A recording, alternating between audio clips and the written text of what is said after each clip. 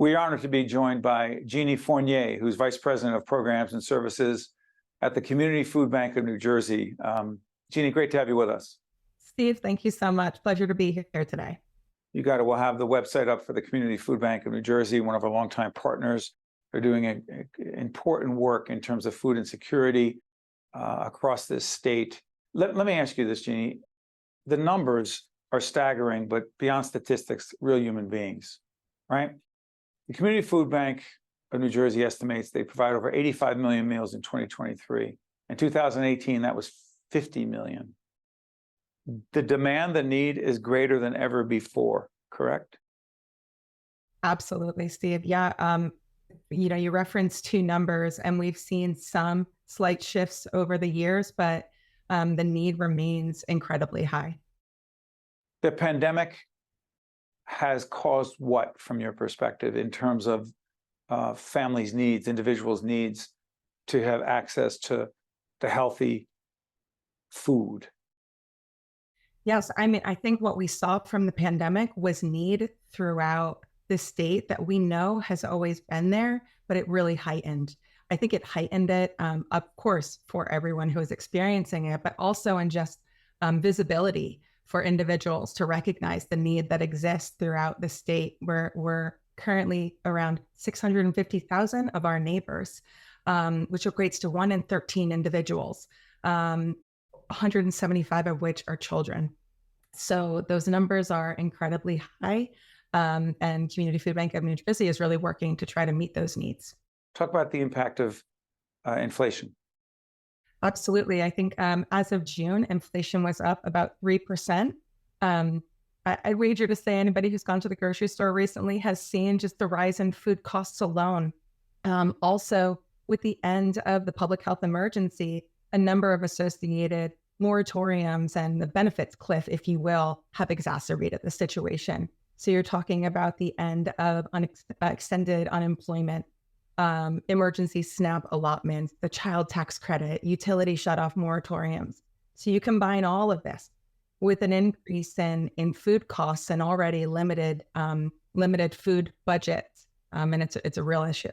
You make reference to SNAP, formerly known as food stamps, correct? Correct. Yes. Okay. So let's talk about this. There's an initiative I want you to explain so that people can go on the website and find out more. And we've been involved in public awareness programming for several years around food insecurity. So this is really important. The Healthy Pantries program. What is it, Jeannie, please? Yes.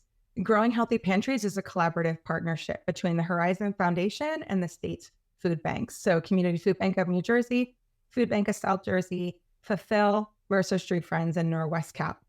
And so the initiative aims to seek food security, promote healthy food options, and improve the overall health for New Jersey children and their families.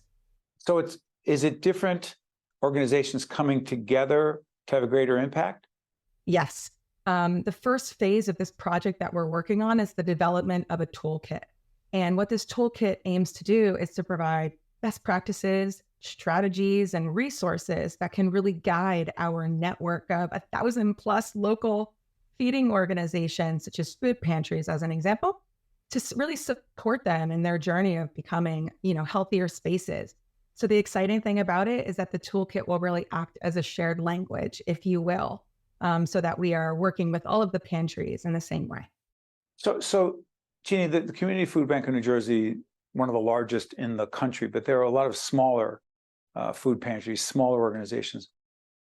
What are the most daunting challenges they face?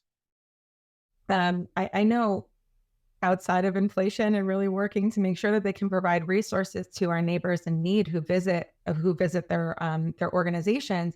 It's also thinking about, the support, it's the staff, whether it's staff or volunteers, really being able to come together and support those neighbors on a local level. Yeah. The other issue that someone might say, well, why is, Jeannie Fournier talking about this? It's Community Food Bank of New Jersey, but it is an important issue. Talk to us about period poverty. Yes. So the lack of financial resources to be able to cover period products is called period poverty. And Community Food Bank of New Jersey is part of the National Diaper Banks Network Alliance for Period Supplies. And so we do and have been for many years been providing period supplies to a number of community partners. Currently, it's over 150. But what recently passed was a bill that would have the state covering period supplies being in schools, for example, where just like toilet paper or That's paper right. towels that are free and accessible would also be accessible to students. And this is called the menstrual equity bill. Correct. Important legislation. Jeannie, let me ask you this before I let you go. Why do you do this work? I'm passionate about providing access to individuals, regardless of where they live, so that they can live as healthy and active a life as possible. And so when we think about not only what food is served, but how the food is served, and really giving neighbors the dignity of choice to make the decisions for themselves that are going to be best for them, for their families, is very personal to me. I've been doing this work for over 20 years, and now as a mother, I think it just has a different feeling when you really want to know that people are trying to take care of themselves and really working to support them in that journey. Incredibly important work at the Community Food Bank of New Jersey. Jeannie Fournier, Vice President of Programs and Services at the Community Food Bank of New Jersey. Jeannie, thank you so much. Thank you so much for having me, Steve. We'll talk again soon.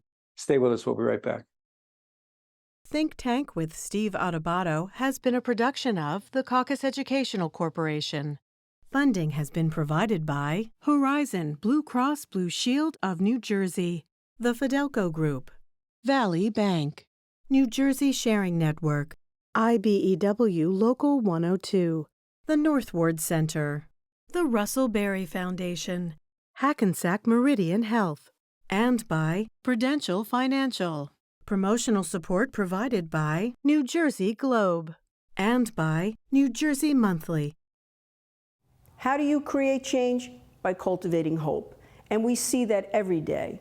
In the eyes of our preschoolers, in the souls of the seniors in our Adult Day program, in the minds of the students at Robert Treat Academy, a national Blue Ribbon School of Excellence, in the passion of children in our Youth Leadership Development Program, in our commitment to connections at the Center for Autism, and in the heart of our community, the Northward Center, creating opportunities for equity, education, and growth.